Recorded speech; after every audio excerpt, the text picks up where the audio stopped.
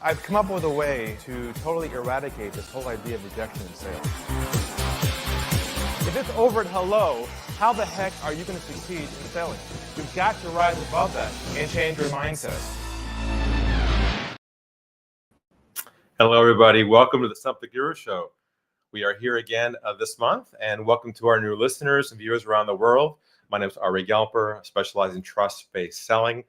Been doing this for over 2 decades now. I can't believe it. For those of you who don't know, this is a show where people come on live to try and stump me, to ask a challenge and a question they might have, and I give them some advice, some coaching, some insights from what we learned over the last 25 years of working with thousands of business owners, experts around the world, entrepreneurs, CEOs, to compress the sales cycle and build trust.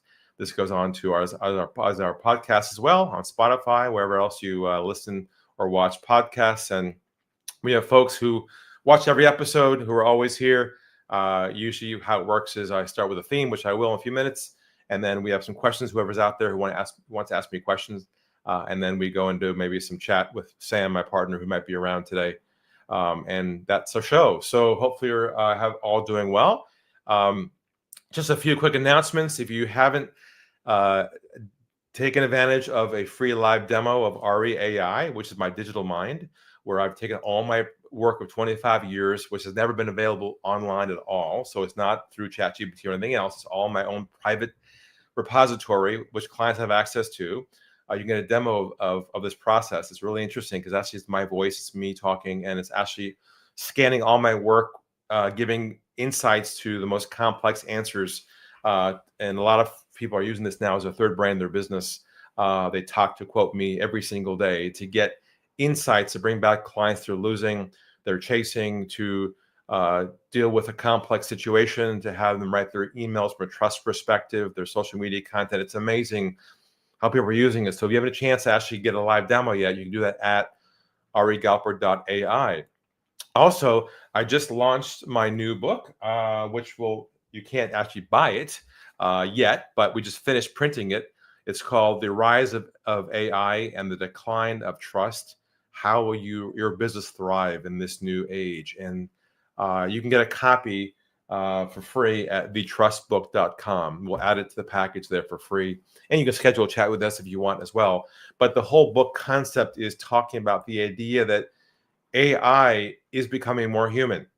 And there's stories of people all over the world who are getting more connected to it, which means us humans have to get better at trust building. We have to learn how to build trust with other people better in a business context. So as AI gets better at being more human, we have to get better at trust building with other humans. And that's the gap that I've been working on for the last 25 years. And now it's even more relevant. And this makes the case for it in many ways. So if you want to get a copy of that book or our other books like Trust a Split Second, go to thetrustbook.com, order it there, and it's free. Schedule a chat with us as well. We can ship it to you. That's the latest news on our end. But today's theme is this idea of delivering value over trust building. And it's so interesting. I had a call just a few minutes ago, another expert in what they do. And he can't help himself but to deliver value to his prospects on the phone, on their first conversation. And he can't help but to show them and prove to them that he can solve their problem. The minute he hears their issue, he sizes it up in their mind, he qualifies them, and off he goes into talking about how he can help them and how good he is at what he does in a nice way. And I helped him understand that delivering value in itself has been commoditized. Everyone else does the same thing. And we might think they want the answer right away, but in many cases, your prospects don't really care about how you solve their problem. They assume you can. What they care about is, can they trust you enough to work with you? And that's the key element most people miss, is how do you build trust with people, not deliver value. The value is delivered, by the way, post-sale, not pre-sale. What's delivered pre-sale is clarity, not value. Clarity on their problem. So if you're still in this mode of, I have to show them what I do, I have to prove to them I can solve this problem, and you're jumping in too early to do that, in that process, you're going to break what you're building, which is hopefully trust in that process. and you have to shift from going from solution-centric to problem-centric thinking. So that's the process that we teach and coach on.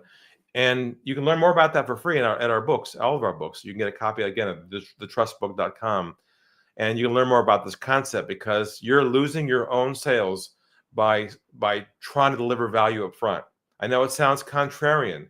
It's the opposite of everyone else who teaches marketing. They teach you, tell your story, deliver value up front, show them how good you are. Well, honestly, the world's become commoditized. We're in a trust recession. So that approach will only tell them that you're trying to just sell them what you do. So on that note, we'll stop there. I got lots to see some folks back there waiting for us to ask a question. So Steve, let's bring in who's first, okay? All righty. There's a bunch of people in there, so I'm working the chat room right now, getting everybody lined up. We're going to bring Chris on first. Right. Here we go. Hey, Chris, how are you? I love the hair, man. Awesome looking. How you doing? If you can let everybody know a little bit about you, yourself, your business for the audience, and then your question for Ari. So first of all, my name is Chris Nelgrove. I'm the CEO and founder of Reputation Sensei, and we help car dealers establish trust with testimonials and reviews. We help them generate reviews. We help them capture testimonials and really show off their CX, put their voice of the customer to work in their marketing.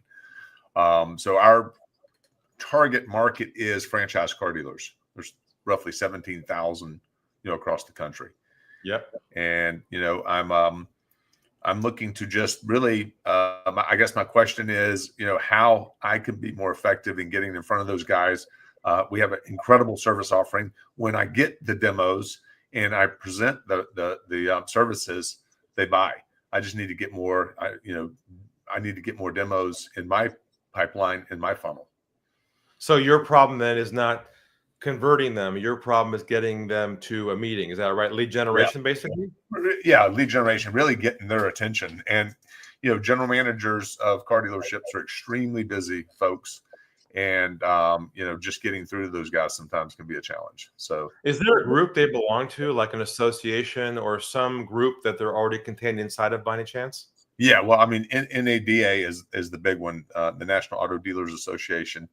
And they have an annual conference. I actually got chosen to speak at that conference, which is a big honor because my topic is Beyond Google Reviews, Next Level Trust Marketing, where I talk about when is that coming up? When is that talk? February.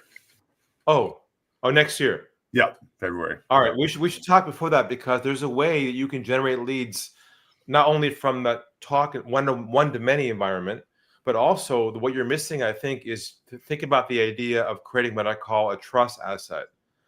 A trust asset is something you can use for them to want to order from you, not your services, but a pre-offer that they can learn about the problem that you solve. So one might be, for example, building out what I call a targeted book, a mini book that you create that describes the problems that you solve, not your solution, just the problem. So like yours might be, for instance, the title might be, Why Your Leads Don't Trust You. 10 blind spots every car dealer needs to know to improve their conversion rate from lead to new sale, whatever that might be. Then you describe inside this little booklet all the issues and problems they have when they are not maximizing their own resource, which is their previous client success stories, right? So what you need to do is build a business case for the gap that they don't know they have. But you can't sell them that. They have to consume it in a device that feels authoritative, where you become what I call the trusted authority. Here, I'll give you an example. Like this is one right here for a client of mine, an HR consulting firm. You can kind of see. It describes the ideal client. That's her target market. Pharmacy owners, very narrow. Like you're very niche as well, which is great. The problems that they have, 10 blind spots, and then positioning. But this only contains the problems, not the solutions. That's a different way of thinking about it. Then what you can do is you can market this free book offer through the association channels, an email blast, a webinar, and then this now becomes the way they can order your book for free. Not you don't sell it, a free book, and then you move from the free book offer into a scheduled consultation. So reach out. I've got a process for this. I can walk you through how it works. Okay. And I think it'll probably solve your problem. Love it. Thank you very much. All right. Good to see you. Take care. Thank you. All right. We're back to Stump The Guru show. We're here to take any question you have at all about your business, preferably pre-sale. And we usually have questions around conversion. This one is one about lead generation. But all my work is very contrarian. It's the opposite of most other people who teach this stuff. That's why it actually probably works so well, because it's not the typical commoditized approach. So let's see who's next out there, Steve. Alrighty, next on, I'm going to bring Natalia on. Hey, Natalia, how are you today? Good, thanks. How are you doing? Doing alrighty. If you could let everybody know what you're about and your question for Ari, please.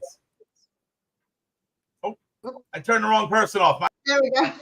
There we go. Hey. There we go. Hey, Ari. So my name is Natalia Zachrin. I own an accounting firm, bookkeeping, payroll, and fractional CFO services, and all the things. I'm actually working with Ari, so I wanted to let everybody know how amazing it is to work with Ari. Totally worth it. So my question, something that we're currently working on together as well, is we always get the objection of that we're too expensive, but also one of the issues are that the clients, the people, the prospects that I talk to and that my sales team talks to, a lot of times they don't understand what their problem really is, or what. So we have to ask them questions because we have to get some answers out of them. So that's something that we've been working on. Let's handle the objection one. That's a good one, because everyone else probably listening has the same issue, because we're all in a commoditized market now, right? So they're seeing apples to apples in their mind. Well, we have to help them see apples to oranges, so they can kind of see, well, we're different. So when someone says to you, I'm looking for the cheaper price or something like that, or you're too expensive, right? Here's how you handle that. First of all, whenever you get an objection like this, whether resistance, you always diffuse and say, I understand, no problem. Then you say this, you say, is price the only criteria for you? Meaning you don't care about quality or delivery or timeline or expertise. All you care about is price. Is that right? Just to make sure that I'm correct on this. I like that. I'm writing it down. And they usually go, I swear, they usually go, oh, no. Of course, not just price. It's also X. See, because their mindset is go to the lowest common denominator, because they can't understand how things are different. Then you call them on and go, okay, no problem. See, you don't resist it. You say, no problem. So just to understand, all you care about is the cheapest and lowest price. You don't care at all about X, Y, Z, all the things that you do better. And then obviously the guy says, you're right. All I want is a hamburger. It's a hamburger. Then you're like, well, have a nice day. I can't help you. But the majority of the quality ones will go, well, of course, not just the price. We care about that too. Then you can say also, okay, well, let's talk about that part, because that's the most important part of all. Because I will suggest to you folks who provide the lowest price always take shortcuts.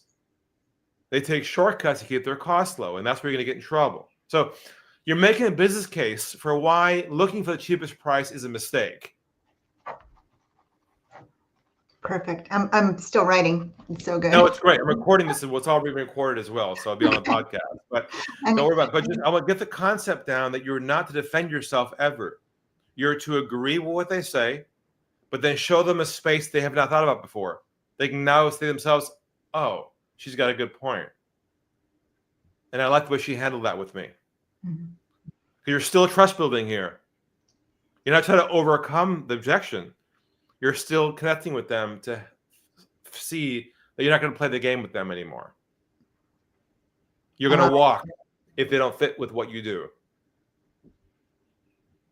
Because when they say to you, I'm looking at the cheapest price, they expect you to start to adjust to them. But you're not going to do that. You're not going to play that game. Love it. Thank you. All right. Good to see you again. Take care, Natalie. All right, we're back to Stump The Guru show. You can see all kinds of folks coming in, different variety, from objections to lead generation. But a lot of this, the theme of all these questions really comes down to resistance. If you think about it, it's resistance to see someone's own problem. It's resistance because people are programmed to shop a certain way. And all of us are being shopped right now because we're now what I call the trust recession, where we're being commoditized. They're online looking at us and everyone else. So you can't respond in a way where you're trying to defend yourself anymore. You have to go to a new space with them in their mind to help them see a different light. It's almost like you're doing a mindset shift with them in your conversation with them to build trust with them, so they don't see you as one more person trying to sell them what you do. All right, let's keep going. We're on a roll here. Who else do we have back there, Steve? All righty. Next up, I'm going to bring on Eric Feldman. So here we go. Hey, Eric, what's happening, brother? Hey, how's everything going? Hey, Ari. Hey, Eric, how's it going, man? You know the drill. I know you've been watching and you've been on a few times. So if you could let everybody know a little bit about what you do and then your question, please. Absolutely. I'm a mortgage local broker here in Las Vegas, Nevada. And I had a quick question, Ari, in the high-paced, commoditized industry like mortgages, where speed to lead is everything and prospects are bombarded with offers. How do you create trust so quickly that it stops them in their tracks and makes them choose you over, say, someone else, and without relying on race or being the fastest to respond? Okay, so I have no problem with you responding quickly, okay? But once you get to them on the phone or however you do it, you got to slow them down, okay? You got to slow them down to realize this decision they're about to make is probably the most important decision financially of their entire life. Is that right? Correct. Okay. They're viewing it like a commodity purchase. You got to help them realize if they make the wrong decision in their process, they're going to be in serious trouble.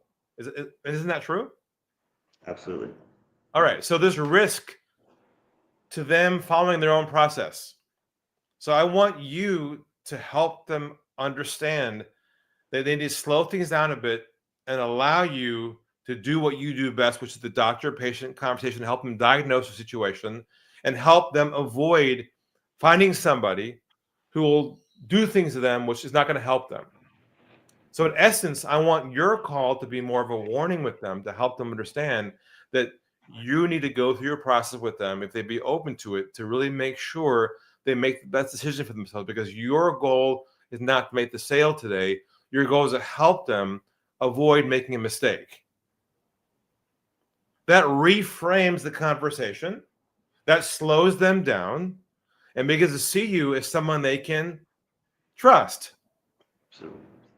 Your entire goal, Eric, is to shift them to a trust-based conversation away from their agenda, which is looking for a cheapest price. Because obviously it might make sense for them to pay a little bit more to secure a better situation, outcome, right? Absolutely.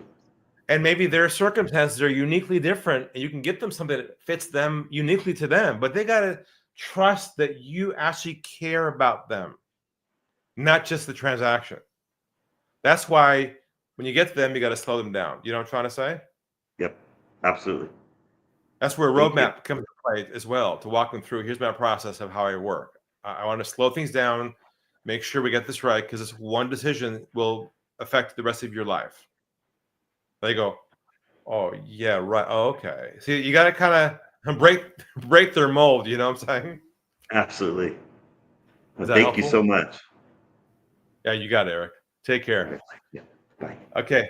All right. So we are back again. You can see very interesting questions today. And these are real life scenarios at the ground level. People are hearing every single day that are really could be worth thousands of dollars to them and their business and help a lot of people. And it's almost like it's that 1% edge that makes the difference, because most of us know what we know and we keep using what we know, but we always have a gap somewhere. And hopefully thinking from this perspective, a trust perspective, you can close that gap once and for all. If you don't know much about my work at all, then please get my book. It's free at thetrustbook.com and schedule time with us as well. We'll send you our latest one called The Rise of AI and the Decline of Trust in that package with you, in your package, to learn more about where trust is going to be core as a currency in the new economy. Who else we have back there, Steve? We have a little more time left, I think. All right, we do. We have a couple more people in the till, and yeah, it's good. Got busy, so it's good. We're gonna bring Nick on. Hey, Nick, how are you? Hi, how are you? Calling from Sydney. Hi, Ari. My question is, sorry, I'm an HR consultant. We service the Australian market, and we help SMEs with all their HR trials and tribulations. So my question, Ari, actually is, I've been going through my my CRM database to look to try to reconnect with old clients or people that have previously just made contact with us that we haven't connected with for a long, long time. Yes. And my question is, how do you see the best way of reconnecting from a trust perspective, you know, rather than just flicking them an email and saying, hey, it's been a while, do you want to catch up, or whatever it might be? So I'm just wondering what your thoughts on that might be. Great question. And this applies to everybody in business right now who have leads that are unconverted in their CRM going cold every single day. Now, your instinct is right. To email them out of the blue, how's it going, is like, good luck with that one. You know, in their inbox, you're not going to win in the inbox. You have to win in the mailbox, the physical mailbox. So what I would do if I were you, Nick, is this. How many would you say you have on your list that are not converted, that are relatively still viable? Would you guess? Probably a few hundred. Like I'm going through my whole database now. I'm sort of like going through the whole history of it. So we're talking quite a lot of people. Okay. Go through your list and grab 50 of them. 50 that you think are still, they might remember you, hopefully. In the last six, let's do recency, last 6 months. Yeah, great. I was just working off the last 3 years. Yeah. Oh, no, that's too long. Okay, start with the last 6 months. Recency is the highest likelihood of a reconnection, okay? The most recent ones. Start with the first 6 months, which might be, maybe it's 50, okay? I'm making this up. What I would do is get their addresses from their websites, if you don't have their address, get their web addresses, and mail them something in the mail over a 6-week period, every other week, 3 pieces. And it could simply be an article that you print out or you've written with a sticky note that says, hi, John, hope you're doing well. Want to reconnect with you. I sent you an article about the latest legislation around bullying. If it applies to you, you know what I'm talking about. You warm them up in the mailbox first. You give them value first physically in these little articles. Now, they're getting nothing else from anyone else in the mail except for you. They get this physically. They look, wow, yeah, Nick, right, HR, yeah. They kind of remember you again. Then when you finish those 3 mail outs, then you reach out to them. Not to reconnect, but to simply say hello and see if they're receiving your articles in the mail. That's how you initiate the call. And that's a phone call. That's a phone call. Yes, not an email. Hey, John, how's it going? It's Nick Hedges here. We spoke a while back and hope you're doing well. I just want to double check. Are you receiving my articles by any chance in the mail? I'm just curious. I wanted to send those along to help you out, give some information about da-da-da. Yeah, I got articles. Yeah, great. I was just curious. Are you in a situation coming up where you might need some help around some of your folks in terms of problems X, Y, and Z you might experiencing? That's how you re-engage somebody who's lukewarm in your database, not through email marketing, but through physical in the mail, a tangible piece that you mail them about. It could be a newsletter, an article that wakes them up to remember you. What do you think? Love it. I think it's so simple, but so real and effective. Like it gets you back up top of mind that you're actually properly thinking about them, not just some email blast. And you're doing it in a way which feels good for them. Yeah. You're not blasting them out of the blue. I hate that. On LinkedIn too, people send me these messages that are really strange after 5 years. Ari, remember me from 5 years ago? Let's connect. Let's have lunch. I'm like, 1, I don't remember you. 2, it's been 5 years. 3, we're not going to have lunch. It's like people just don't understand how to rebuild trust again. It's an art form. So I appreciate your question, Nick. Okay. Thanks for answering it too. Thank you. All right. Appreciate it. See you soon. Okay, everybody, we're getting close to the end here, and hopefully you're learning a lot of new ideas today. You can see these questions are kind of all over the board, but they're all have to do with pre-sale issues that relate to seriously making some serious money for yourself and helping people who have problems. There's this huge gap that we are in right now in the world, and it's a trust gap. And if you don't have a strategy, you've had to build trust with people in all different scenarios, then you're going to struggle. And you know, I don't know. To me, it feels like common sense, but for a lot of folks, are still trying to figure this thing out. Who's left? Anyone left out there, Steve? All righty, we got two left. We've got Derek and Sam. And you know, the trust thing is broken because social media programmed us for the last 15 years to spray and pray whatever garbage we can on the internet. And now people are seeing with AI doing it for them, it's increased tenfold. People that never posted are now posting 8 times a day. And it makes you start to wonder about what's real and what's not anymore. You know, it's a really big problem with it. Exactly. But I'm going to bring Derek on next. I know Derek's been with us before, so sure. Set himself up and let you know all about him and his question. Hey, Ari. Hey, Derek. Good to see you again. So just for the audience, so I'm an enterprise account manager for an environmental health and safety software company. And my question to you is I wanted to brainstorm with you is the company that I'm with, we work with a state agency and their whole goal is to try to promote, you know, our business, you know, bring in clients from international, you know, places and things like that. So let's they're trying to promote your business to their clients. No, they're to promote their business to our potential clients. So like, let's say we would sell the software to certain mining companies, for example, Sure. right? Sure. So the challenge with it is that we go into these meetings, but they bring in other vendors as well. So for example, we had one where they brought in the stakeholders from one certain company and they said, okay, we got 13 vendors here, including me. You got 5 minutes to make your pitch, you know? And yeah, exactly. So you see where I'm getting at. Or they're bringing, I'm actually traveling next week and they're bringing in potential clients to us from overseas. We're going to be sitting in a cocktail room, 13 other vendors. So now we got to compete for their attention. So I'm trying to figure out how to differentiate and stand out to build that trust rather than this pitch person. Because, you know, the mindset, it just doesn't. That is challenging. But let me ask you a question. When you do your 15-minute quote pitch, what are you doing? Like slides about your business? No, I'm trying to ask them like what their current situation or what their challenges or problems or issues are. It's just, it's not an intimate environment because they've already positioned themselves like, well, tell me what you guys do and I'll tell you if we need your service or not. I understand. I got you. Okay. You're kind of in a box. Yeah. In this situation.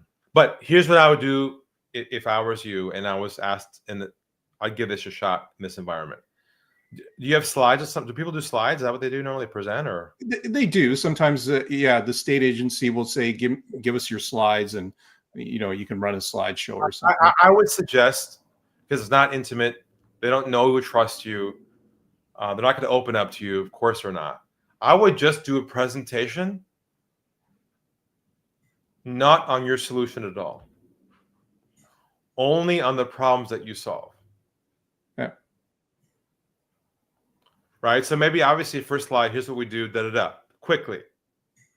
Then here are the situations that businesses have that cost them a lot of money, put their business at risk, injure their employees on site. These are all the problems that are happening in the market right now that usually go undetected, that put a huge amount of risk to companies. And here's how we solve these problems.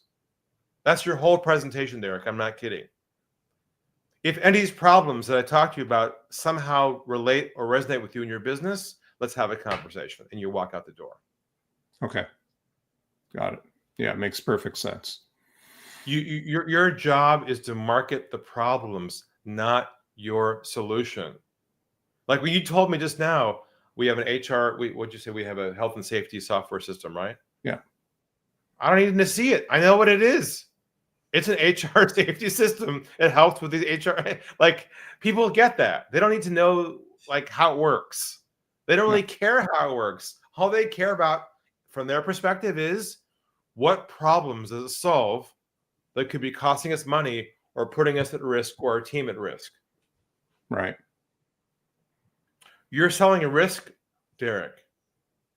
Not selling it, but helping them see it.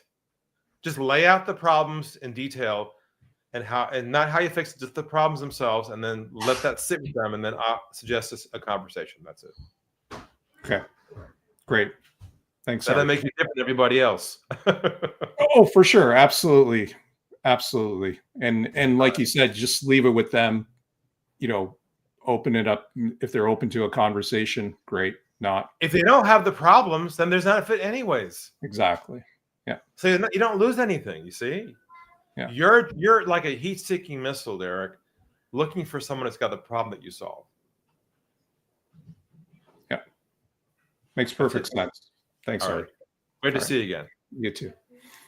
All right. So I think we have one person left who's going to come in a second. And that's, I believe, Sam. Is that right? Yeah, I'm going to bring Sam on now. Sam is in beautiful Italy. I spent 3 hours driving home from a Mets game the other day. We're living different lives right now. All right. So Sam is back, who joins me on all these shows. He's on a holiday in Italy, some beautiful, gorgeous coast somewhere, and he's very relaxed and chilled, but he's still, what I like about Sam is he always shows up, and that's half the game. And so, Sam, how you doing out there? Doing really well, Ari. Thanks very much. I'm actually in Lake Como at the moment, and it's absolutely gorgeous. Lake Como, I love it. Yeah, but look, I've been I love it. Obviously, what's been going on back in Brisbane, back in Australia and the world, and I noticed you've done a tour, and you've just almost completed that with the golf network. And I know the theme with that tour was around being more of a trusted authority, moving away from the traditional sales sales funnel, and you talk a lot about having the sales cylinder, which, as I know, is about targeting your ideal customer in the first place rather than relying on volume. I was just wondering if you could just give me an update on what you're noticing as far as feedback that's coming through from those meetings, or any common themes. So what Sam is saying, I just finished a tour with a group called Imagine Golfing and Networking, and I flew across Australia, different cities, to speak at golf courses where they have business meetings as well. And it was great. And I just got back from Melbourne yesterday, actually, and I spoke to one of the groups there. I think about 50 business owners there. And I talked to them about this concept of becoming, and actually Chris Snellgrove was on earlier, same question he had for me about becoming what I call a trust authority. And the concept there is to position yourself pre-consultation as the doctor before they get to you, where they're sold on you, and they're sold not on you per se, but the problem itself. And they realize you got to solve the problem. And when they get to you, they're happy to be diagnosed by you. So the way you do that is you think to yourself, okay, rather than me creating a sales funnel, which looks like this with the wide open mouth, we put as much leads in the top as possible. You have a way to target only your ideal client. You're creating inbound demand where they come to you, and you're using the problems that they have as the way to drive them to you, where they order this book, so to speak, targeted book, and they schedule a meeting with you to discuss the problem itself. So it's a bit contrarian because most of us were taught to market our business, market our solution, market our story. But the problem with that is now we're in a commoditized world where others do what we do. So you can't say, hey, we're different, because they've been pitched already by others who do what you do. So that's the concept behind it. And I do have a recorded presentation on this concept. And for Chris as well, if you want to reach out, we'll get you a copy of that lays out the model behind this. I've been doing this for 25 years. I still do the same thing. And I don't share much about this with other people other than those who bring it up or my talks. But it's a different way of marketing where you're not sort of spray and pray, screaming louder than everybody else out there, but you're marketing to your ideal clients through a channel that already exists, like associations or business groups that already are contained in a group. So the feedback has been wonderful. We had a lot of questions about the concept, but I think everyone got it, and I think it's the future, even though I've been doing it for the past 25 years, because here's the big idea that I learned a long time ago. I learned that if the majority of people are going one direction, you need to go the opposite direction. To be the contrarian, do the opposite. Otherwise, you get caught up in all the noise of everybody else, and you get in trouble. So that was the big idea, Sam, and I appreciate you coming in. We're at the top of the hour now, and enjoy your holiday. I appreciate you coming in to chat for a minute with us, and We'll see you back in the office soon. Take care. Thanks, Gary. Thanks a lot. See you soon. Bye-bye. All right. Well, we're going to end the show today. We went past our time, but I was happy to do it. I appreciate you all for coming. I appreciate your questions, and not be afraid to ask me those questions. Please come back again. We're here every month, and I'm open to helping people as much as I can. We'll say goodbye for now. Be well. I've come up with a way to totally eradicate this whole idea of rejection in sales. If it's over at hello, how the heck are you going to succeed in selling? You've got to rise above that and change your mindset.